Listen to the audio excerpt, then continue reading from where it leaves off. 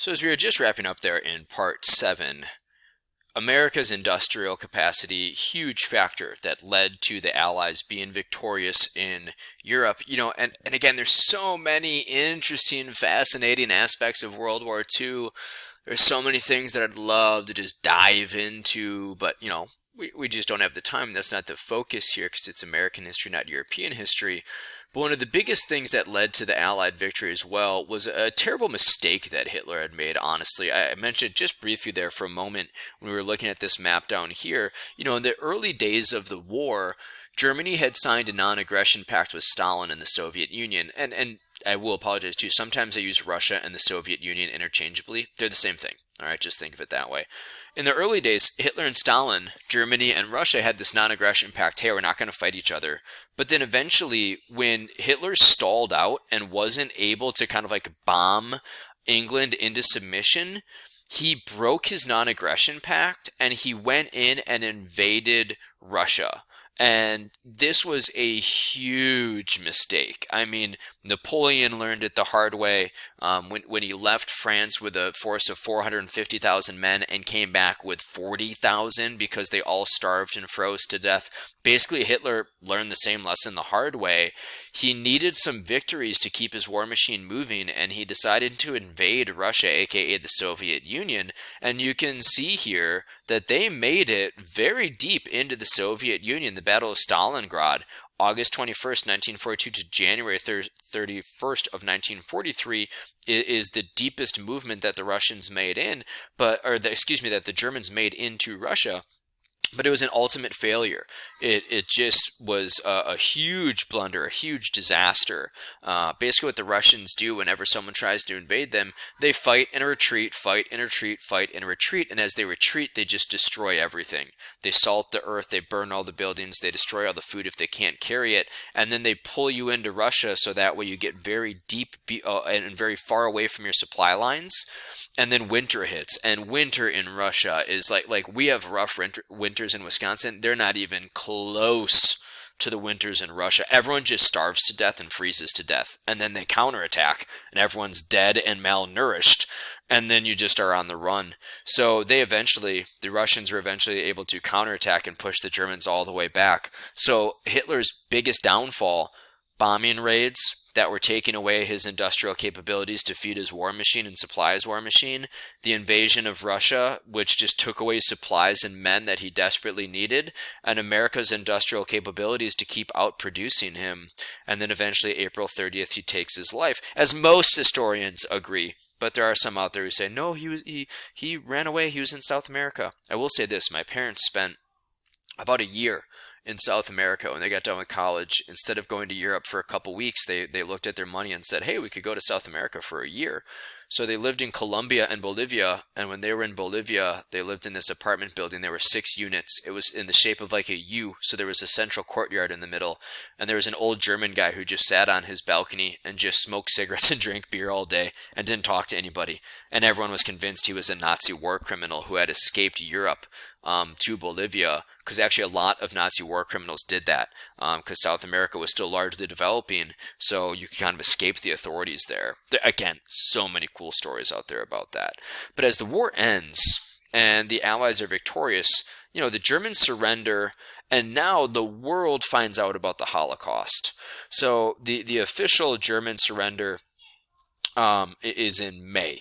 All right, hold on, I just got to scroll down in my notes here to get the specific date here, sorry. I'm pretty sure I know it, but I don't want to screw it up. Okay, May 8th of 1945 is the official day of the German surrender for Europe. But as the Germans surrender, as Hitler commits suicide, and then a few days later, the rest of his government says, okay, enough is enough, one thing that the world starts to learn about is the Holocaust. Now, U.S. troops, Russian troops, they knew about this. Some of them had started to discover Holocaust, internment camps as they were marching through Europe and as they were liberating Europe. Many of them saw these concentration camps. The other thing, too, is, honestly, the political and military leaders of the United States and Great Britain, Canada, others, they knew about the Holocaust. But here's the terrible thing. This is why being a world leader is so difficult.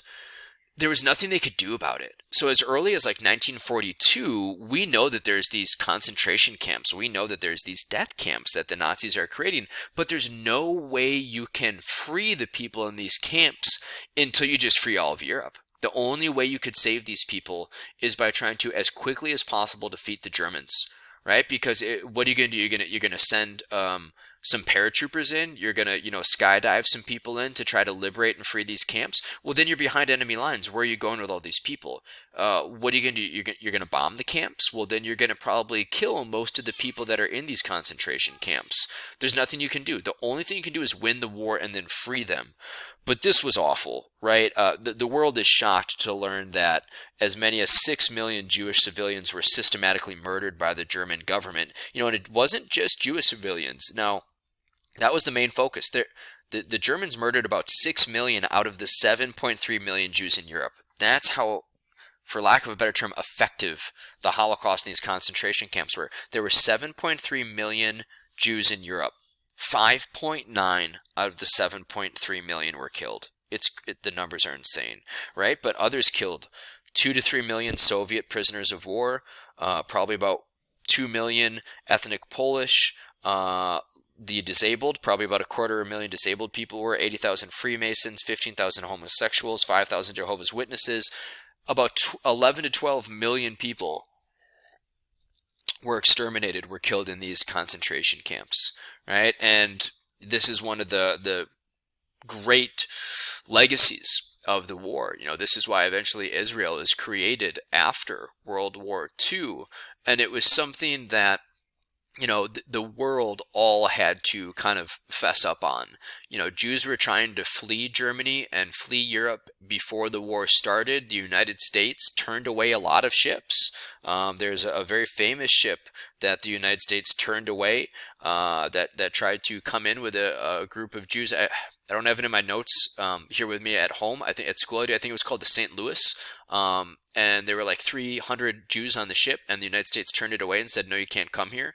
And most of them ended up in concentration camps, and something like 250 of them eventually died in Holocaust concentration camps. The world didn't do enough to help the Jewish population of Europe before the war, right? During the war and after, everyone tried to make amends, but before we could have done more. If any of you ever have been to Washington, D.C., hopefully you've checked out the Holocaust Museum. If you ever go to Washington, D.C., you should definitely go. It's a somber experience, but it's a moving experience, and it's well worth your time. I've gone through it twice. Leave some time and read everything. I mean, honestly, read everything if you ever go to the Holocaust Museum. The first time I went in, I was there with Model UN, and I just took I think it was 4 hours. And I went in there by myself and went through, and definitely needed to go for a jog and listen to some happy music afterwards, because it was a somber experience. And then I also, took an hour or two with a group of Model UNers another year and went through there. But it's well worth your time. And there's, again, another topic that's well worth your time to do some reading on. So many layers to the Holocaust, and so many stories of heroism and tragedy as well. But another fascinating moment in history. And I think, honestly, it's one of the parts of World War II that makes it so fascinating. The cults of personality like Tojo and Hitler and Mussolini are fascinating. The efforts of people coming together, individuals coming together for the larger purpose and mobilizing is fascinating. The brutality and the style of warfare is fascinating, and the Pacific Theater is fascinating in a lot of ways as well, which is what we'll turn our attention to next. The atomic bombs. They're fascinating, right? And you don't need to feel guilty about being fascinated by these things, or having your curiosity kind of piqued by these things, because it's part of all of our stories, right? It's part of the story of humanity. And it's important to learn about these things so we don't repeat these mistakes time and time again, and so that we can have a connection to these events that have shaped our country and our world in profound ways that are difficult for us to understand until we get done with an analysis of these events like we are going through now.